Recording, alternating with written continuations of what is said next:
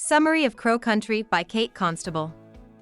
When Sadie Hazard, 13, is sent to Bort, a small town in rural Australia where the Hazard family has origins, her mother Ellie forces her to start over. Sadie doesn't like being moved to such a small, faraway place. But things get more interesting when she finds a dry lakebed on the land of a wealthy family in the area called the Mortlocks. She finds a strange circle of stones at the bottom of the lake. There, the black crows, which are everywhere in the town, start talking to her. They tell her that the stone circle is Crow's Place, a special place with lots of stories. Things get even stranger when Sadie has a falling spell while visiting the stone circle again and wakes up in 1933 in the body of her great-aunt Sarah Louise, who went by the nickname Sadie. There, she meets her great-grandfather Clary Hazard, her great-grandmother Jean Hazard, and her great-grandfather's friends Jimmy Raven and Gerald Mortlock. Jimmy Raven and Gerald Mortlock are fighting over the dam that Gerald Mortlock wants to build on the family's big property of Invergary in Bort when Sadie goes back in time to the past. Jimmy Raven, an Aboriginal man who works for Gerald Mortlock and fought with him and Clary Hazard in World War I, wants to stop Mortlock from building the dam because it will flood an ancient sacred site, the site of the stone circles, which is very important to his own Aboriginal people. When Sadie is taken back to 1933 at other times, she sees that the fight between Jimmy Raven and Gerald Mortlock is getting worse. Mortlock kills Jimmy Raven and then asks Clary Hazard for help to cover up the crime. This is a sad end to the war.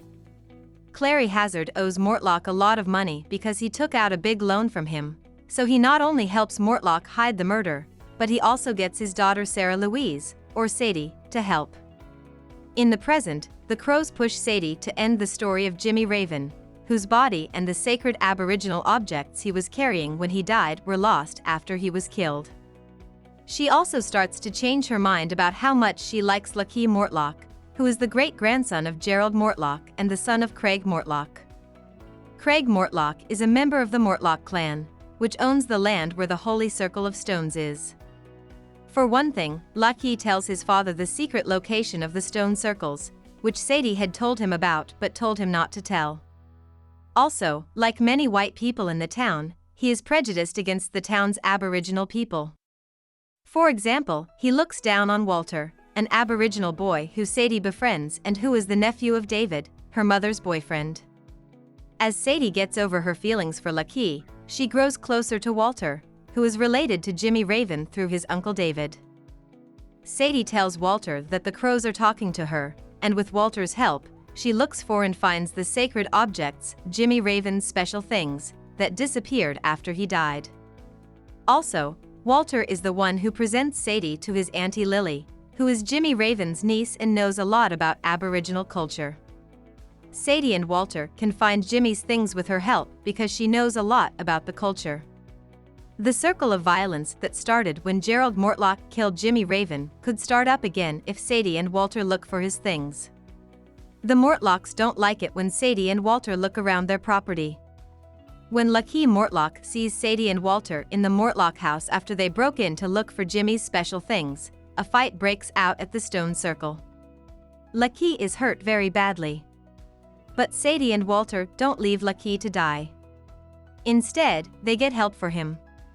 Sadie is able to find Jimmy's lost special things by going back in time, and she gives them to Auntie Lily to keep safe. Also, a crow shows her and Walter where Jimmy Raven's body has been hidden in secret on the dry lake bed. Lachie Mortlock shows up as Sadie and Walter are putting up a grave plaque to fix up his grave. He tells Sadie and Walter how much he appreciates them for saving his life when he was hurt. Together, the three of them start fixing up the graveyard, which is also where the Mortlock family is buried. The youngest Hazards, Mortlocks, and Jimmy Raven's descendants are on the verge of changing their relationship. The three teens are close to becoming friends. About the author. Kate Constable, an Australian-born woman, was raised in Papua New Guinea after her father was transferred there to work as a pilot. Kate spent her time reading because she couldn't watch television in Papua New Guinea. Her passion for writing and literature grew throughout this time. She came back to Australia to enroll in the University of Melbourne's Law and Arts programs. After graduating from college, she spent several years working for a record label while also starting to pursue writing for children's and young adult audiences.